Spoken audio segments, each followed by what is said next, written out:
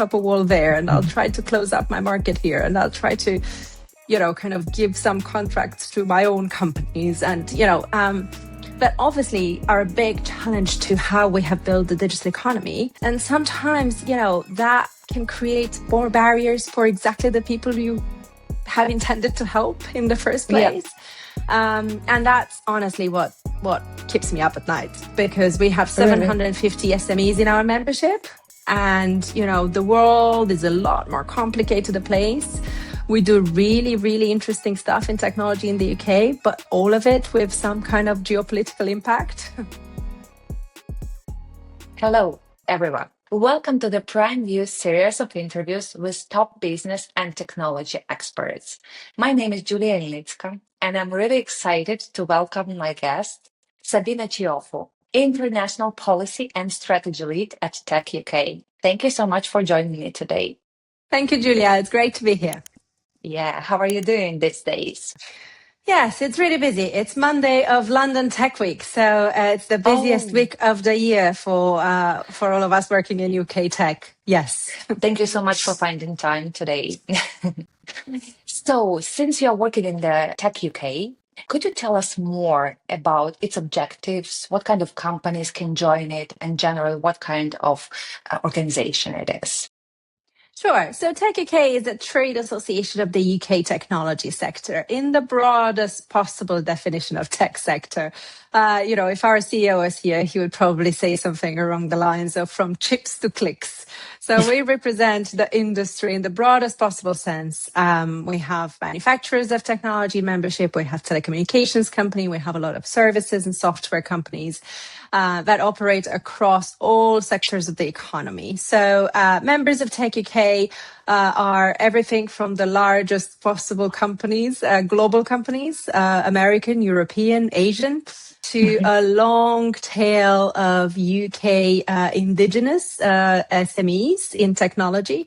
So it's about 1,200 companies now and growing. It's a big community, and it's one of the success stories of the UK economy. So we very proudly represent the sector with governments in the UK, but also governments around the world, which is where I sit. I'm normally based in Brussels, but in London today for the excitement of London Tech Week announcements.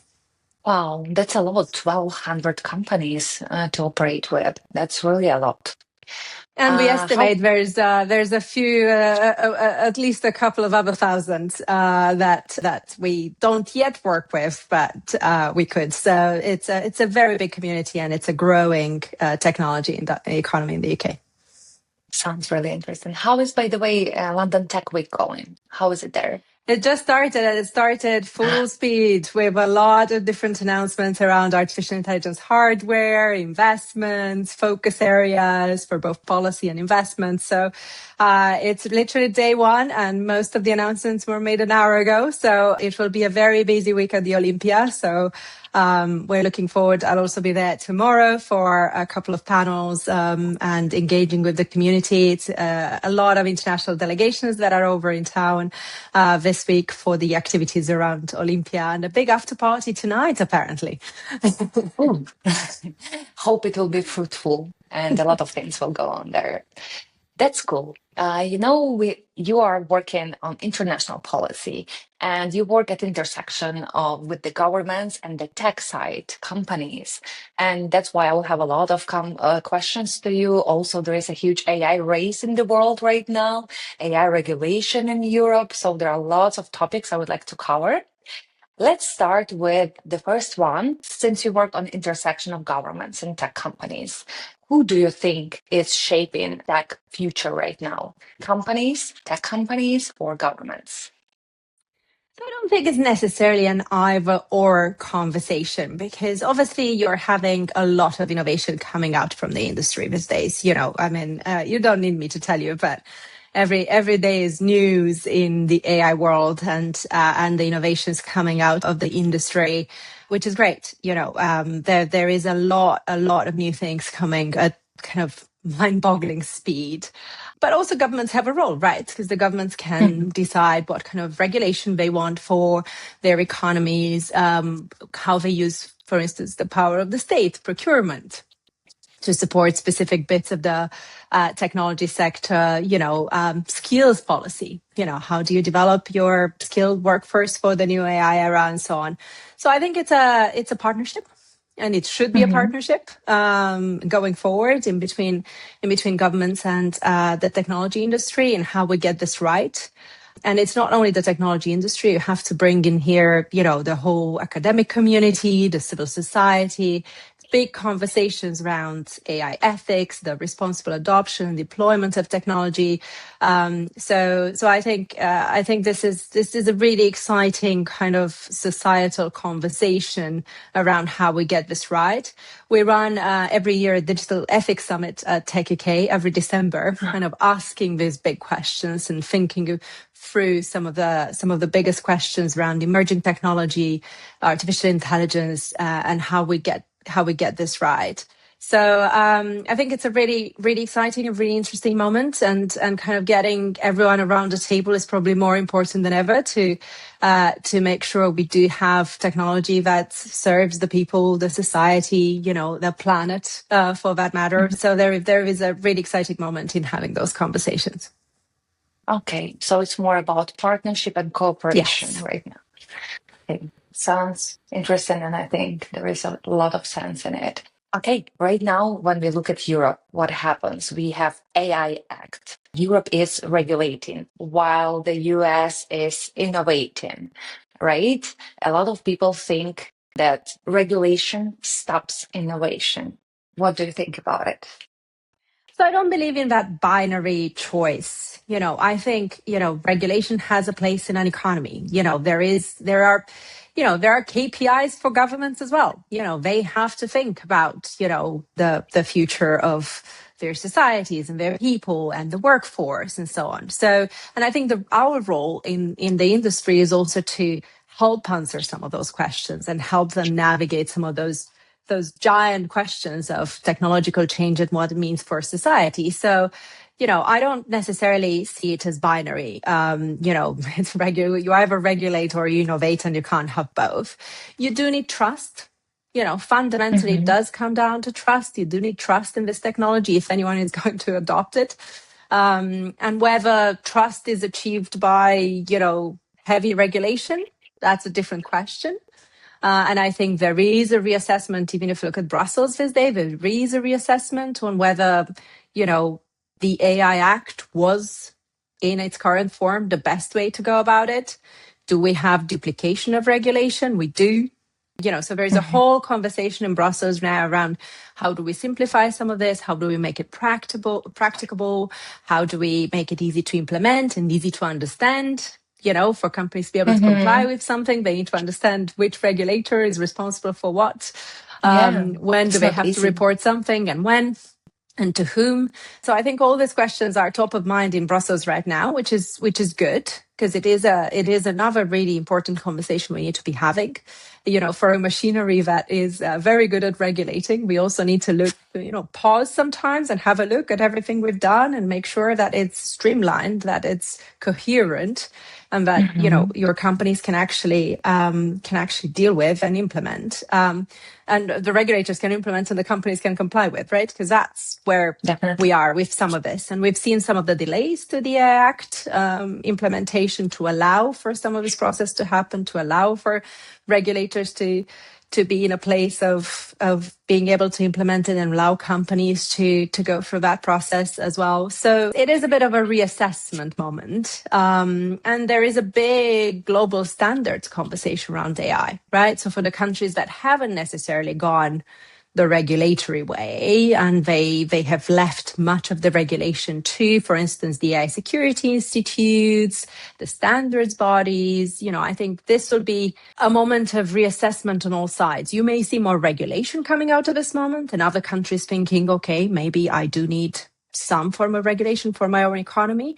You may see more standards cooperation coming out of this process, where people may think, okay, regulation is a bit slower process, while standards allow us to kind of move a bit at pace with technology. It is not an easy technology to think through, and I think you'll see different approaches as countries navigate these questions.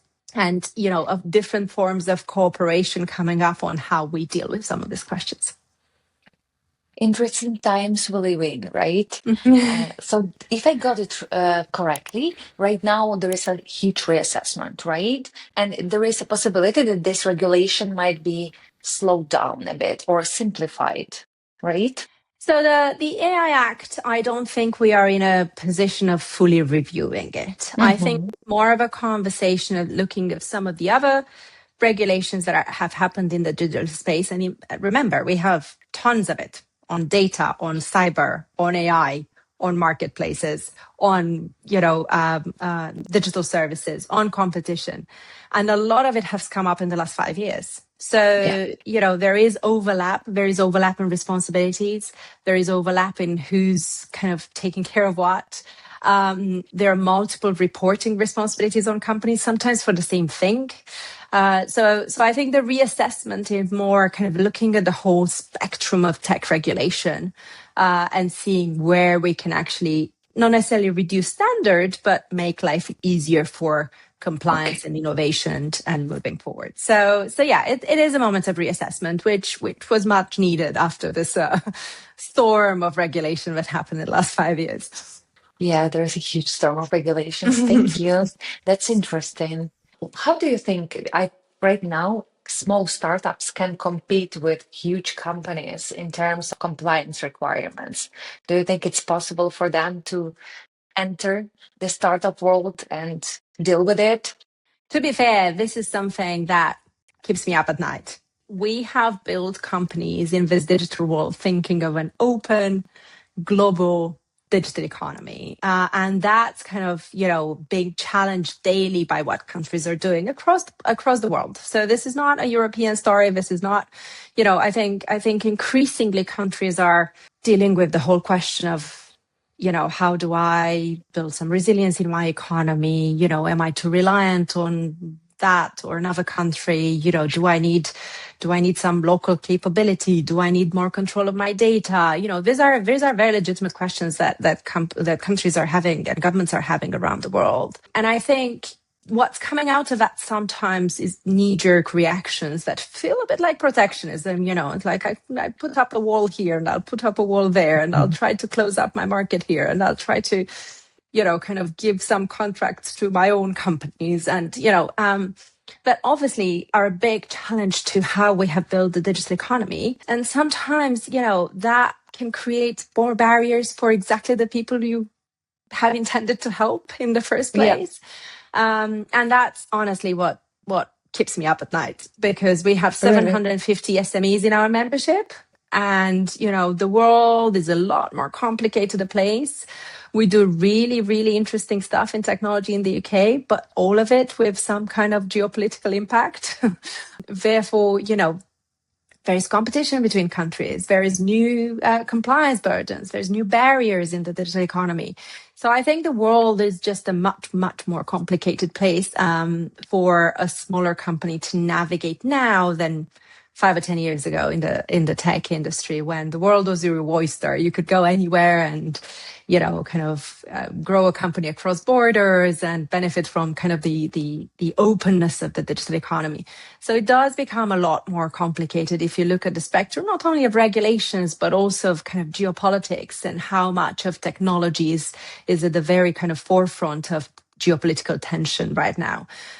So yeah, definitely complicated. And if you are like 25 people in a nice, office in Oxford, doing some really cool tech, it becomes really complicated without a lot of kind of advice and consultants and people to help you navigate the world, which I'm not sure any of these companies have the resources for. Yeah, that's not easy for them. Hopefully they will strive and they will be resilient enough. It's uh, also an interesting moment if you think of the relationship between companies and government, right? If you look at the relationship between business and government, traditionally businesses get out of my way and let me grow and do whatever I'm doing and be successful, right? It's interesting how that's changing and how much of the tech industry is looking towards the government for advice on these questions. How do we Mhm. navigate? Where do we go? Which countries do we have trusted partnerships with? Which countries are more problematic and in what ways? National security assessments, export control assessments, all of that. So it is really interesting to see how, I think the whole exercise of how we navigate the world becomes more of a Team UK effort. This is the business community and this is the government, and we are all doing our own little thing. Yeah, I think it shows just how complicated the world has become to navigate and understand. Talking of UK, talking of the UK, the UK government is not that strict with the regulation as the EU, right? They are more flexible with it. What do you think about it? Is there more future and innovation coming there? Is there opportunity for the UK to become AI hub in Europe? The UK is already a leading AI economy, right? So it's already doing really well on some of the indicators. If you look at kind of our research institutes, our universities, skills, access to finance, some of the indicators there are really good. We have a vibrant startup ecosystem. So we are already doing pretty well when it comes to all the indicators of what makes a successful AI economy. How do you kind of move from here to the next step is the big question. The next step is, as we all know, is the adoption of technology, the deployment of technology in all other sectors of the economy. This is not about tech companies adopting AI. It's about the rest of the economy adopting AI. And the government has set a big target. They want to be the biggest adopter of technology among the of AI in particular among the G7 countries. It's not an easy one to achieve. It can add, we looked at the numbers here, it can add up to £1 trillion to the UK economy in the next decade if we get this right. So it's not something small. But it does require a lot of investment in key areas, things like AI infrastructure, and we've heard some announcements today from the UK government on that. Access to compute. Again, we are expecting some announcements around the first supercomputer in the UK, which is very exciting. There will be AI growth labs and zones. So this is, how do you kind of bring the rest of the economy with you? Investment in skills. This is key. If you speak to any technology company, but I think broader industries in the UK, you'll find, and not only in the UK, literally around the world. The biggest problem for everyone is skills, and how do we kind of match up what we do in our education systems with where the economy is going. So there are a few things there what we need to get right, but it is a very vibrant market, and I think we have a real opportunity here, and it may be less in the frontier AI models and trying to kind of compete with China and the US there, maybe more in kind of making the UK the best place to kind of develop and deploy and commercialize AI applications. And that's, that can be your path. You don't have to have the same path as everyone else, but you can have a really successful path here in AI adoption. And that's what we're working with the government on. Yeah, this race with China and US. Interesting what will happen in 5 years from now. Do you have any predictions? What kind of things can surprise us, or anything which can never predict right now? I've got it wrong so many times, Julia. It's kind of I never really know at this point. Anything I say, if it's morning in Europe, I say it may be correct by lunchtime. But as soon as the US East Coast is up, I have no idea what will happen next.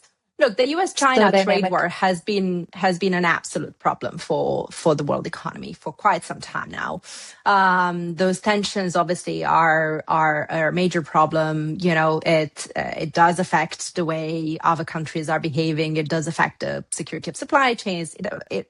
That competition has been going on for quite some time, and it kind of filtered into kind of trade wars and export controls and sanctions and all of that stuff, and countries having to navigate how they deal with both the US and China.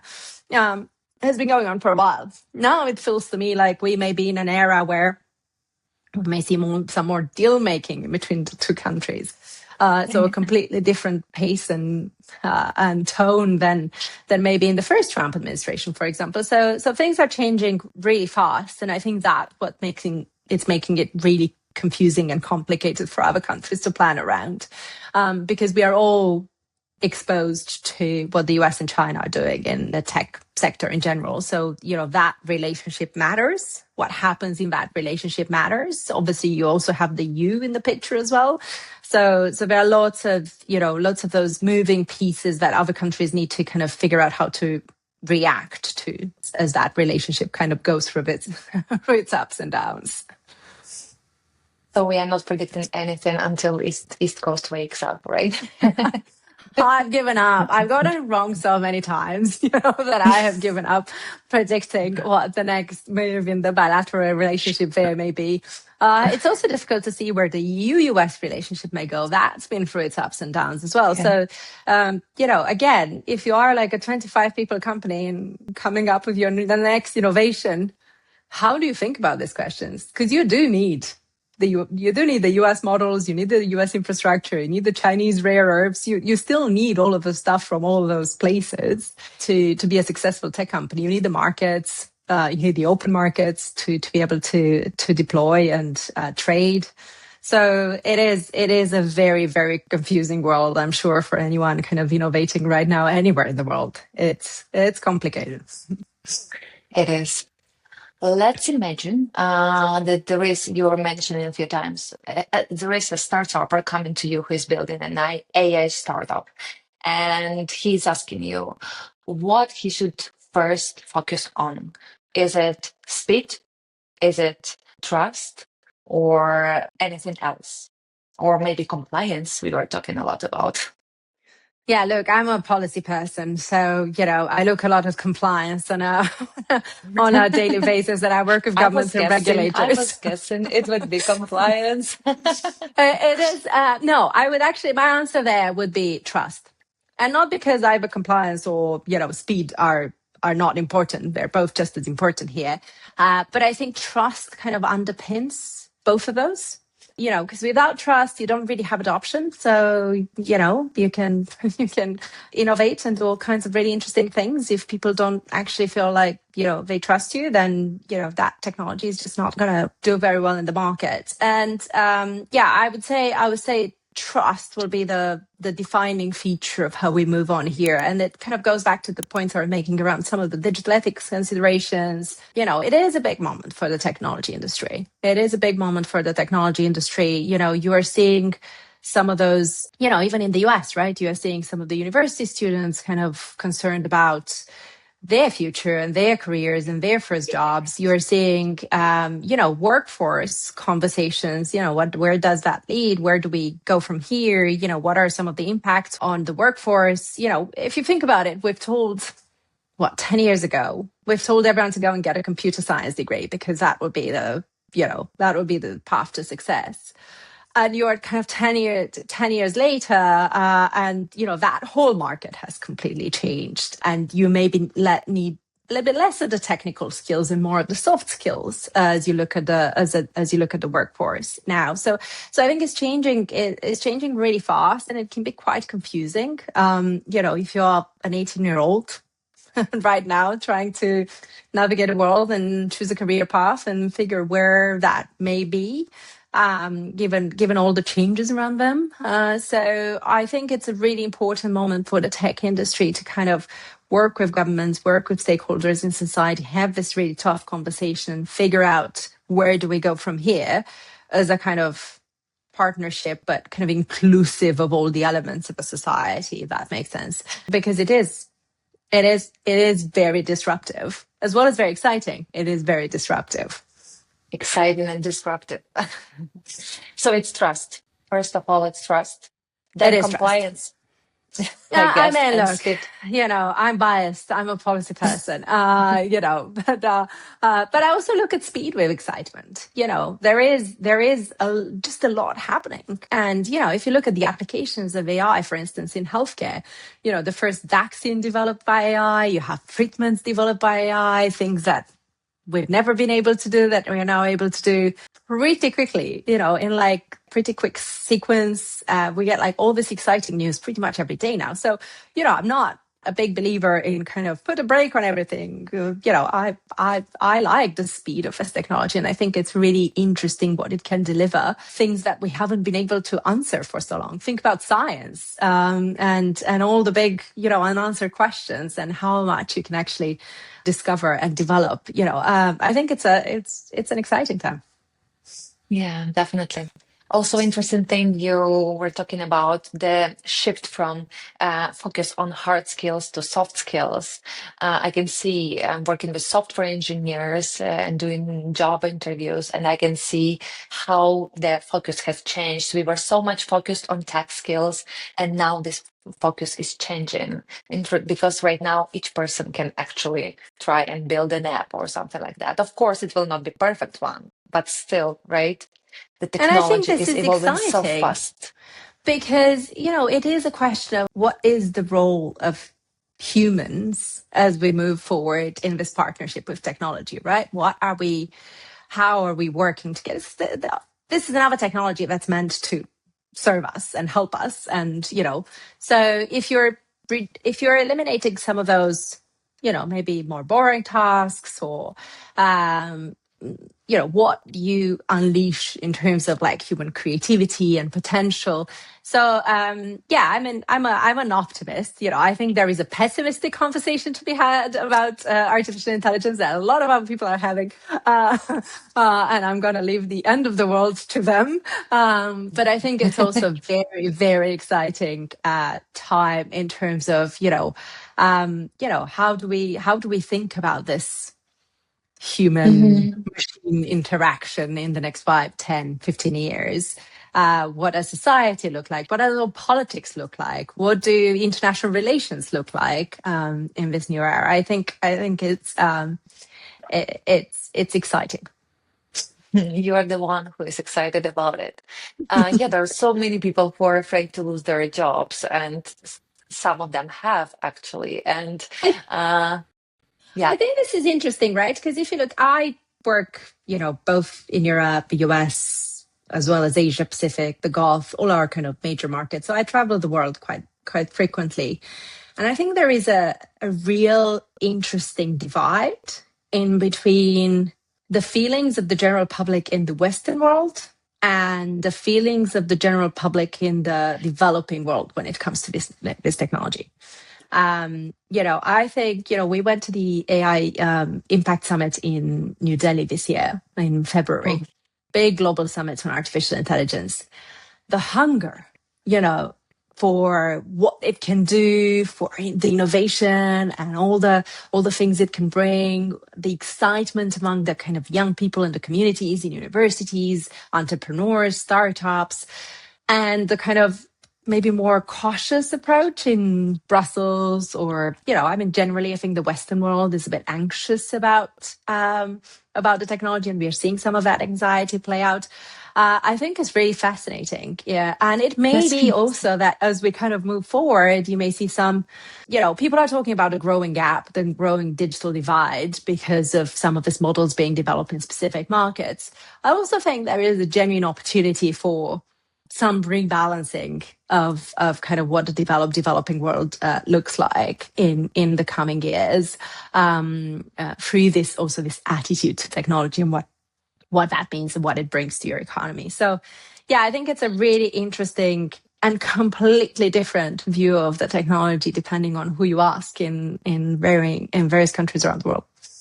very interesting point about developing and developed countries and the way they perceive the Mm-hmm. innovation, the way they perceive new opportunities. They're hungry for them. They want to grab them, right? And the ones who have everything figured out are a bit afraid what can happen next. That's an interesting thing. Thank you for mentioning it. Now I will keep it in mind as well. So many things we are talking about. Coming back to the AI governance, I want a few more questions. Right now, Europe has realized that it is relying too heavily on the US technology infrastructure. What do you think about it? Is there a chance for Europe to build digital sovereignty? Any kind of thoughts, predictions, and ideas about it? Yeah, I'm still trying to find out what digital sovereignty means, but You'll get very More like different answers depending on independence. who you ask. So I don't think anything such as digital independence actually exists or is in the realm of possibility. The US is not digitally independent. China is not digitally independent. We all depend on each other to some extent. That's how we build the digital economy. That's how we build our economies to start with, right? Supply chains are global. The digital economy was meant to be open and global. We build this in such a way that we will have a degree of interdependence on each other. Now, you can go with this sovereignty agenda. You can go full on protectionist, right? I think there is basically it's a spectrum. And the entire spectrum is a matter of capability and choice, right? And this is not only Europe. Anyone can do that, right? You can decide tomorrow, I want no Chinese and no American tech. You can. As a government in any country, you can decide that. Now, that's going to come with very low capability and with very high costs, right? And as you kind of go down from there to the other side, that varying cost and capability question will be part of the discussion in a way, right? I think, if you focus the conversation on what you actually want to achieve, right, on outcomes, right? What do I want my economy to be? I want my economy to be more resilient. I want my economy to be more resilient when it comes to geopolitical shocks. I want my economy to be competitive because that gives me resilience. That gives me sovereignty. If I have a competitive economy, if I have something that other people need, if I have leverage in the global economy. And I want to have a certain degree of agency, right? So maybe there is an element of, I'm really good at something, so I'm going to double down on that. Maybe I'm going to put some public money in it. Maybe I'm going to invest a little bit in what I'm really good at. There is an element of, I'm going to diversify my partners.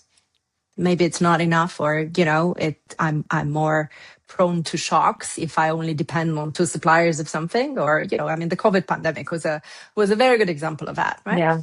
So I need more partners. I need more trusted partnerships. And I need a certain degree of openness to my economy because, that's how we thrive. We thrive on those partnerships with the world. We thrive on those open markets, for the UK market is not enough to have a really successful technology sector. You need the rest of the world, both in terms of supply, but also in terms of kind of where do we deploy the technology we built here. So I think it is, kind of taking it back from this idea that we all need to invest into, our free companies that are really successful and then block out all these other companies that are coming from elsewhere, because that doesn't make any sense. And it's also, it's a very costly, and it's just it completely ruins your digital economy as opposed to helping it. And we need to have a much more sensible conversation around capability, agency, resilience, and then who are the partners in your club that you can build that with. And there are conversations now at G7 around economic security. We have the Five Eyes, you have NATO. Who are your partners with whom you can bring this, you can build this resilience together? Because the idea that you can do all of this on your own is a bit naive, I think. It again comes to partnerships as well. Interesting. Thank you for answering to my questions. And now I would like to talk more about your personality. And I know you worked in the European Parliament. Also, you run so many different clubs. One of them is Gentle Women's Club. I really like the title of it. So could you tell more about it, please? How it's working and what kind of activities you have? Yeah, etc. Yeah, that's. I've done so many initiatives on women in tech, women empowerment over the years. Because I've had, the ladder kept down for me to climb up by other women in my career kind of throughout. I've had so many kind of mentors and sponsors and people who kind of gave me a platform and helped me advance in my own career. So, I'm doing a bit of paying it forward, if you want. So I've always kind of believed in the power of community. I've believed in the power of networks. And the reason it's called the Gentle Women's Club, because it's a bit like, obviously the replicating, but not really replicating, but replicating the style of work, right? A bit. I've always found that, men are just so good at the whole WhatsApp game and introducing each other to useful contacts and kind of having Yeah. each other's back Hustling, and, networking. hustling and doing the network really well. And, so I was like, right, we need to build the same thing. And I remember I'm on the board of something called Café Transatlantique, which is basically an initiative to bring more kind of women on the both sides of the Atlantic working in technology together. And again, with the idea of kind of supporting each other. And one of the founders, Evie, she kind of created this Google Doc, I think, before one of the AI summits. And he said, let's do what they do. Let's give each other all the opportunities, open all the doors, be in all the rooms. That's been the most impactful summit I've ever been at, because we suddenly, each with our own little networks where we are coming from, we suddenly had access to all the possible rooms. And that's purely from pure will force of like 20 women who kind of brought everyone else in, and we kind of shared everything with each other. So I really believe in the power of networks. I really believe the power of sponsorship more than mentorship. I think we are past the stage of mentoring, and we need to actually, if we're going to commit the time to someone, just figure out what doors you can open for them, as opposed to just telling them how to apply for things. Who do you know? Who can be helpful? Where can you, so it's kind of more practical. And I would encourage a lot of more senior women in the industry to do the same. It's like this whole idea that we just keep talking to younger women about what we did and how life was when we were in their shoes and how to make an application and who to speak to. It's useful, but it's a lot more useful if you can open up your network to someone who's 15 years younger and is trying to figure out her next steps. And I'm like, here are five people you can speak to, and I'll introduce you to them. Or there's a job out there, right? I'll speak to someone who can actually get you an interview. I can't do the interview for you. I can't do, the rest of it is up to you. But I can open the door. I can put your foot in the door and kind of get you in there. So I think we need to be more practical about that. We also have a really interesting policy at interesting, it's basic, but I think everyone should have it. We don't do all mayor panels. We do hundreds of events a year. It's really important. That visibility is really important because it challenges the whole concept of who belongs in this room to talk about technology and tech policy, who leads on those conversations. So we make sure we always have women on the panels. We make sure, we champion the female leaders in our sector, and there's plenty of them. So there's a lot that can be done to kind of do better. I can't believe we still need to do that, but we need to. And then there are things like, we were talking in the Gentle Women's Club recently, actually, about the proximity bias, how the COVID pandemic has allowed so much flexibility, right? All of a sudden, women are thriving because, especially if you have caring responsibilities, all of a sudden you can balance work and life a lot easier. We've seen that being an absolute blessing for women, but also a challenge. Right? Yeah. Because we do have, as humans, a tendency to appreciate more the people who see more, who are a bit more present, who you see more in the office. And that's another bias we need to challenge. We need to think of, when we promote people, do we promote them on competence? Do we promote them because they did really well? Or do we promote because we've seen more of them around the office, so things like that. Yeah. So I think, it's a bit crazy that we are still having these conversations. Like sometimes I go like, really, it's 2026. Yeah.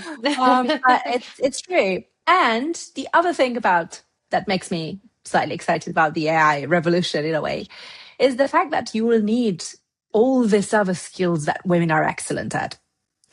So, That's a good not point. necessarily, if you think of the next wave, this wave of technological innovation, sure, you'll still need the engineers, but you'll need everyone else in this conversation, from the creatives to the entrepreneurs to the policy people, the lawyers, you'll need everyone part of this conversation. I think some of these softer skills may improve whatever are called softer skills. Don't get me Yeah. started on that as well. Yeah. I think they're anything but soft, but okay. I think we will see maybe a whole new world of opportunity and appreciation for things that we didn't know we needed. When you'll be faced with some of those decisions, people who can manage teams and empower other people, and look with a critical eye on something that the AI has produced that may or may not serve the purpose. So I think it's a really interesting time, in a way, also for the whole idea of what a woman in tech looks like, what a woman in tech does, what she talks about. I think it's all changing, and hopefully for the better for gender representation. Yeah, you answered already to my question with the AI right now revolution. What kind of predictions you have for women? But you already answered the question. So hopefully we have more opportunities. And yeah, it's interesting that we are talking about it in 2026, but still it is what it I is. know. And I'm happy to hear that there are more women leading, more women supporting each other. I read one of your articles, posts on LinkedIn, and I really like the phrase, it's more important who you know than what you know. Connection between people, Sadly, community. sadly, because society really values network. And this is how we operate in the world. And I think it's sad. I have met extremely competent people, not only women. I have met extremely competent people who just don't have that personality. They're not like, out there. They're not necessarily extroverts, Yeah, who have suffered in their careers because of that. And I think that's unfair. And I think that's, it's not, but it is unfortunately something society still values. People with big networks, big networks. hustlers, Yeah, people who know who to contact, that's still something that's kind of desirable. And, those are the people you want because they are really good at kind of, picking up the phone and getting the right person on the phone and kind of figuring something out. I think that aura is a bit deceptive in a way. It's sometimes, sure, networks are important. We know are important. But I think, we've kind of made this to some form of art. It's like, how many people do you know? How big is your LinkedIn following?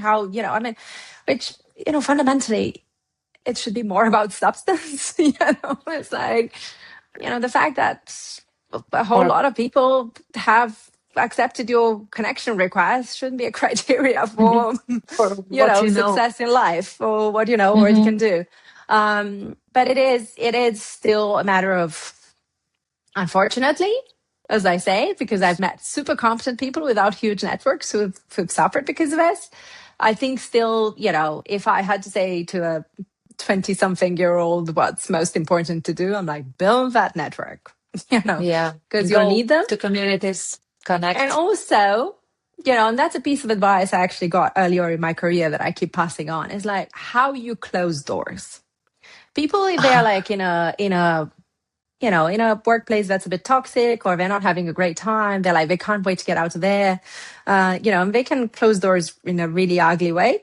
I'm like, you never know when those people come back in your Never life. know. Close doors as nicely as you open them. It's easy to open doors nicely, right? When you meet new people or you start a new job, it's easy to be nice. But when you want to get out of somewhere, sometimes you can do that in a nasty way. And I'm like, those people will be around. So, Yeah, make sure you close the make doors sure. nicely. Thank you. You already gave very nice advice.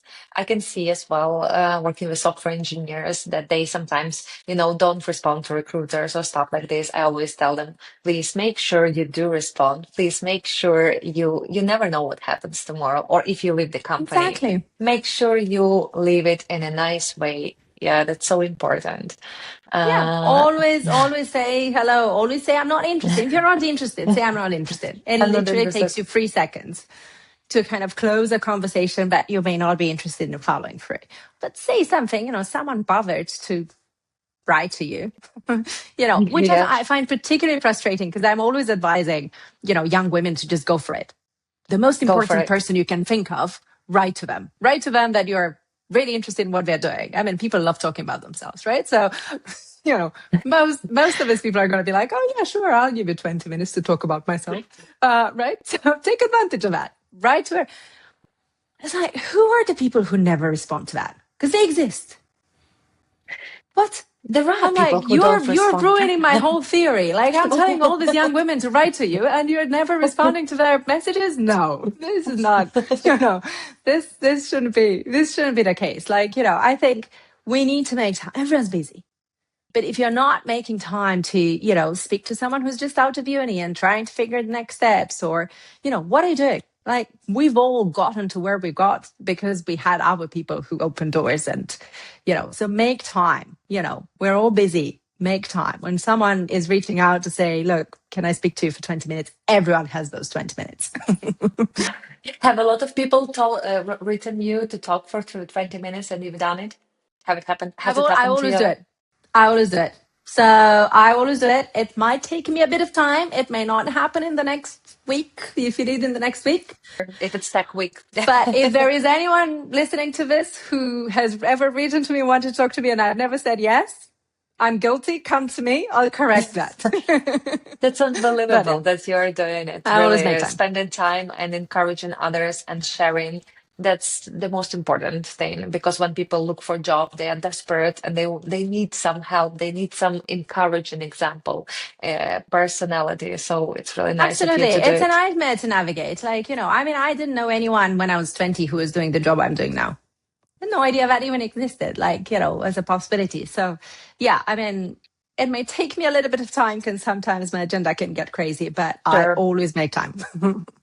That's unbelievable. Sabina, really nice that you are doing it. So, young women, you can find support here. Bye. Thank you, Sabina, for doing it because really people need people. That's it. That's as simple as it is. Though we Absolutely. talked a lot about AI, but people do need people.